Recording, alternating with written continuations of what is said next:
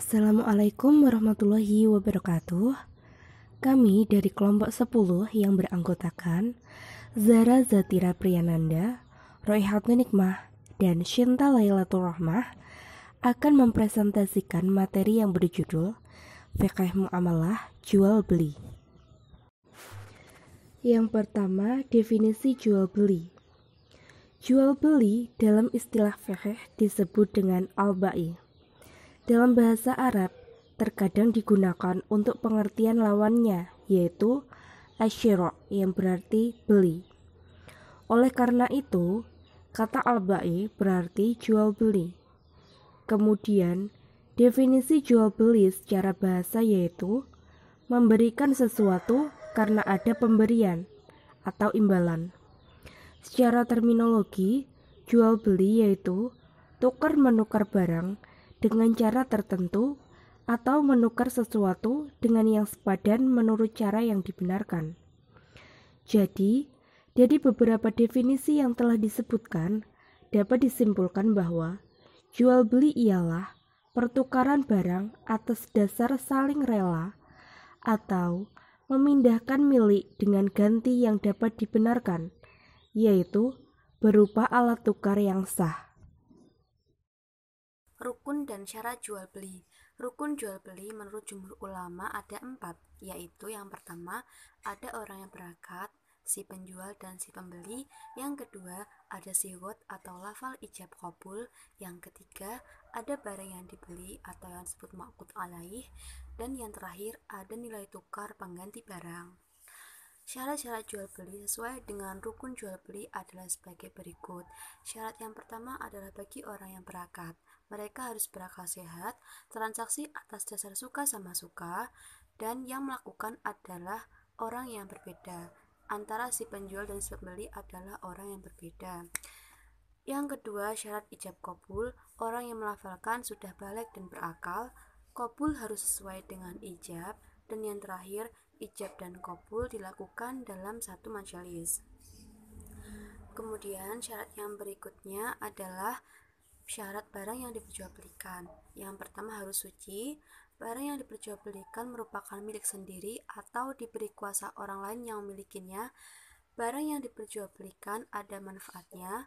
Barang yang diperjualbelikan jelas dan dapat dikuasai. Barang yang diperjualbelikan dapat diketahui antara kadar, jenis, sifat, dan harganya. Dan yang terakhir, boleh diserahkan saat akad berlangsung.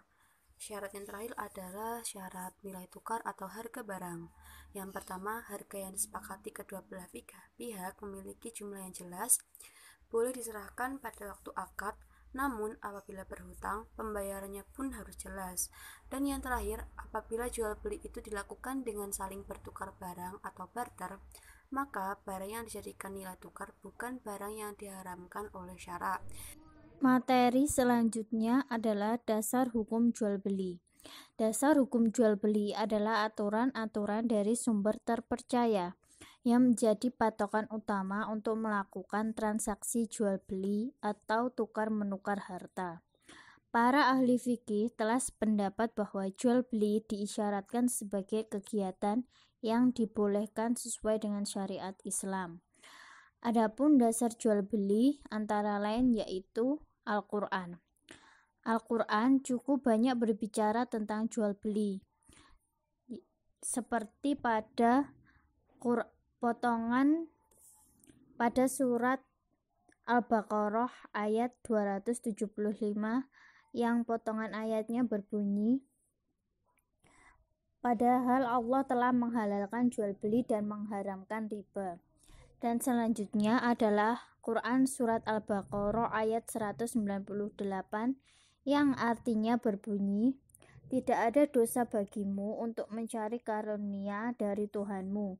Maka apabila kamu telah bertolak dari fikih muamalah, berzikirlah kepada Allah di Masyaril Haram dan berzikirlah Allah sebagaimana yang ditujukan kepadamu. Dan sesungguhnya kamu sebelum itu benar-benar termasuk orang yang sesat. Yang kedua ada hadis. Hadis berarti yang baru, yang tidak lama, cakap, labun, bawal, dan cerita. Sedangkan hadis menurut ahli ialah segala ucapan Nabi, segala perbuatan beliau, dan segala keadaan beliau. Hadis kebolehan jual beli diriwayatkan oleh Al-Bazzar dan Hakim, yang artinya dari Rifa'ah bin Rafi radhiyallahu anhu, sesungguhnya Nabi SAW pernah ditanya seorang sahabat mengenai usaha atau pekerjaan, apakah yang paling baik? Rasulullah SAW menjawab, usaha seorang dengan tangannya sendiri dan setiap jual beli yang baik. Hadis selanjutnya yaitu hadis riwayat Ibnu Majah. Yang terakhir ada ijma'. Dalil kebolehan jual beli menurut ijma' ulama adalah telah disepakat bahwa jual beli diperbolehkan dengan alasan bahwa manusia tidak mampu mencukupi kebutuhannya sendiri. Adapun hukum jual beli bisa menjadi haram, mubah, sunnah, dan wajib dengan ketentuan yang berbeda-beda setiap hukumnya. Subbab yang terakhir adalah problematika jual beli. Yang pertama adalah jual beli online.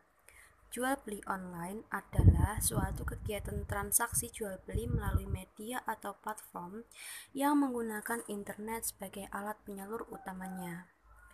Ada yang membolehkan dan ada juga yang melarang jual beli online. Tidak diperbolehkannya jual beli online adalah karena dilakukan secara tidak langsung. Menurut beberapa pandangan dalam Islam, jual beli online dinilai sah-sah saja, asalkan tidak ada unsur kebohongan atau penipuan, ataupun barang yang diinginkan tidak utuh atau cacat. Apabila barang tersebut tidak utuh ataupun cacat, maka yang bertanggung jawab alias si penjual dalam hal ini harus mengembalikan seluruh uang milik dari pembeli, dan jual beli dianggap tidak sah. Adapun contoh dari problematika jual beli yang kedua ialah jual beli komoditas pangan di perbatasan negara.